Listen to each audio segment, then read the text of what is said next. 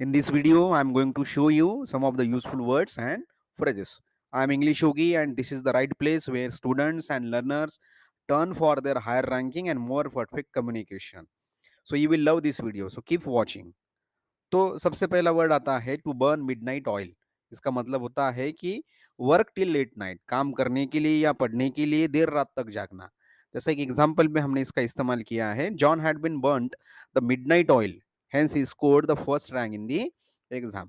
मतलब कुछ पाने के लिए, काम करने के लिए या पढ़ाई करने के लिए देर रात तक जागना, ये कहने के लिए हम टू बर्न मिडनाइट ऑयल का इस वर्ड का इस्तेमाल करते हैं।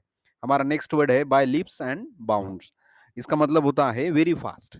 तेजी से प्रगति करने के लिए, होने के लिए हम इस वर्ड का इस्तेमाल करते हैं by leaps and bound, very fast. जैसा एक एग्जांपल के तौर पर देखो यहाँ पर, college enrolment is increasing by leaps and bound. तो इसका अगर हिंदी में ट्रांसलेशन देखा जाए तो कॉलेज में नामांकन तेजी से बढ़ रहा है। मतलब वेरी फास्ट, जो कुछ हो रहा है वो स्पीडीली हो रहा है, ये कहने के लिए हम बाय लिप्स एंड बाउंड इस वर्ड का इस्तेमाल करते हैं। हमारा नेक्स्ट वर्ड है कैसल इन द एयर। इसे कहते हैं बेसलेस डे ड्रीम, हवा में महल बनाना। मतलब जो नहीं हो सकता उसके बारे में सोचना, उसे कहते हैं हम बेसलेस डे ड्रीम्स। तो उस वर्ड के लिए हम क्या इस्तेमाल करते हैं, तो कैसल्स इन द एयर। तो एक एग्जांपल है यहाँ पर, you do not build castle in the air, you need to concentrate on the reality. तुम हवा में महल नहीं बनाओ, आपको वास्तविकता पर ध्यान केंद्रित करने की आवश्यकता है। मतलब आप ख्वाबों में मत रहना है। तो उस वक्त हम इसका इस्तेमाल करते हैं कैसल इन द एयर। हमारा नेक्स्ट वर्ड है क्लूज शेव, नैरो एस्केप, मतलब बाल बाल बचना। तो John had a close shave in yesterday's accident, कल की दुर्घटना में जॉन जॉन बाल बाल बच गया। तो क्लोज शेव का मतलब है कि कोई भी एक्सीडेंट में हो तो नैरो एस्केप से बच जाना। तो उससे कहने के लिए, उस मीनिंग को बताने के लिए हम क्लोज शेव इस वर्ड का इस्तेमाल करते हैं। नेक्स्ट वर्ड है इन कोल्ड ब्लड। तो इसका मतलब होता है इंटेंशनली क्रूएल, जानबूझकर निर्दयी बनना। तो the murderer killed the harmless old man in a cold blood, हत्यारे ने मासूम आदमी की जघन्य हत्या कर दी। मतलब जानबूझकर क्रूएल बनना। तो वो वर्ड को हम जब कहना चाहते हैं तो इन कोल्ड ब्लड इस वर्ड का इस्तेमाल करते हैं। हमारा नेक्स्ट वर्ड है टू कूल वंस हील। तो टू बी केप्ट वेटिंग, किसी को प्रतीक्षा करवाना, ये कहने के लिए हम टू कूल वंस हील इस वर्ड का इस्तेमाल करते हैं। जैसा कि एग्जांपल यहाँ पर है, the collector is a good administrator, hence no one needs to cool one's heels. Collector एक अच्छे प्रशासक है, इसीलिए किसी को भी प्रतीक्षा करने की जरूरत नहीं है।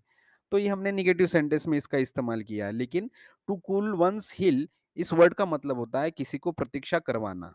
और नेगेटिव में किया तो किसी को प्रतीक्षा नहीं करवाना, तो उसका ऐसा मतलब होता है। नेक्स्ट वर्ड है क्रोकोडाइल्स टीयर। तो हमें बचपन से ही पता है इस वर्ड का मीनिंग, मगरमच्छ के आंसू। मतलब अ हिपोक्रिटिकल डिस्प्ले ऑफ सॉरो, जो नहीं है, मतलब जो दुख हम बता रहे हैं वो ओरिजिनल नहीं है। तो ये ऐसा कोई व्यक्ति कहता है, करता है, तो उसे हम कहते हैं क्रोकोडाइल्स टीयर। जैसा though she was weeping, John knew that it was only crocodile's tear. हालांकि वह रो रही थी, जॉन जानता था कि वह केवल मगरमच्छ के आंसू थे। मतलब वो ओरिजिनल नहीं थी, हिपोक्रिटिकल थी। तो ये बताने के लिए, कहने के लिए हम क्रोकोडाइल्स टीयर इस वर्ड का इस्तेमाल करते हैं। नेक्स्ट है to cry over split milk, to worry about dead matter. मतलब बीती हुई बातों के बारे में चिंता करना, दूध उबल जाने के बाद में उसके बारे में चिंता करना। तो उसका मतलब ये होता है कि जो कोई बातें हो चुकी है तो उसके ऊपर विचार कर कर चिंता करने में कोई भी मतलब नहीं है। तो ये इस्तेमाल करने के लिए हम क्या इस वर्ड का इस्तेमाल करते हैं, to cry over split milk. You fail the exam, now it is no use crying over spilt milk. तुम परीक्षा में फेल हो गए, अब रोने का कोई फायदा नहीं। मतलब जो बीत गया वो बीत गया। तो वो कहने के लिए हम इस वर्ड का इस्तेमाल करते हैं। नेक्स्ट वर्ड है डेड लेटर। तो इसका मीनिंग है आउट ऑफ डेट। मतलब जो अप्रचलित है, जो ट्रेडिशनल नहीं है अभी, मतलब वो गुजरा जमाना है, डेड लेटर उसे कहते हैं हम। तो एग्जाम्पल देखो यहाँ पर, the old government resolution is a dead letter now as there are so many changes in it. मतलब जो पुराना सरकारी संकल्प है, मतलब एक रिजोल्यूशन कहते हैं हम, गवर्नमेंट रूल कहते हैं, तो वो अब एक मृत पत्र है, क्योंकि इसके में बहुत सारे बदलाव आ चुके हैं। तो इस वर्ड का इस्तेमाल हम ये कहते हैं डेड लेटर। डेड लेटर का मतलब होता है जो आउट ऑफ डेट हो, मतलब जो पुराना हो चुका हो।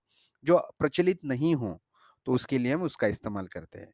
नेक्स्ट वर्ड है टर्न अ ब्लाइंड आई, मतलब रिफ्यूज अ नोन ट्रूथ, मतलब जानबूझकर भी अनदेखा करना, देखकर भी अनदेखा करना। ये कहने के लिए हम इस वर्ड का इस्तेमाल करते हैं, टर्न अ ब्लाइंड आई। जैसा as a police officer you can not turn a blind eye to this crime. एक पुलिस अधिकारी होने के नाते आप इस अपराध से आंख नहीं मूंद सकते, मतलब देखकर भी अनदेखा करना। तो इसे कहने के लिए हम टर्न अ ब्लाइंड आई इस वर्ड का इस्तेमाल करते हैं। So if you like this video, make sure to subscribe to my YouTube channel right now. Just click on the subscribe button below this video. Thank you.